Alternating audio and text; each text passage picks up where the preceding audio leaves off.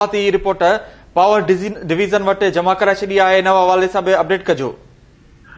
जी बिल्कुल, मुल्क में बिजली के ब्रेकडाउन बाबत एनटीडीसी पंहिंजी शुरुआती रिपोर्ट पावर डिवीजन वटि जमा कराए छॾी आहे। 23 जनवरी ते सुबुह जो फ्रीक्वेंसी घटि थियण सबब सिस्टम रहिजी वियो। रिपोर्ट में इहो ॼाणायो वियो आहे फ्रीक्वेंसी घटि थियण सबब 500 केवी ट्रांसमिशन लाइन में फनी ख़राबी थी। रिपोर्ट में इहो ॼाणायो वियो आहे सिस्टम में फनी ख़राबी सबब 11,356 मेगावाट बिजली सिस्टम का आउट थी वही। बुनियादी फॉल्ट गुड्डू ट्रांसमिशन लाइन में आयो। मंगला ऐं वार्षिक में भी ट्रिपिंग थी।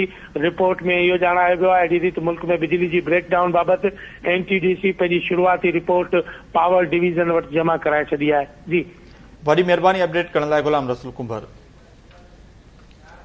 अव्हांखे अपडेट कयूं त मुल्क में बिजली जे ब्रेकडाउन बाबत एनटीडीसी पंहिंजी शुरुआती रिपोर्ट पावर डिवीजन वटि जमा कराए छॾी आहे।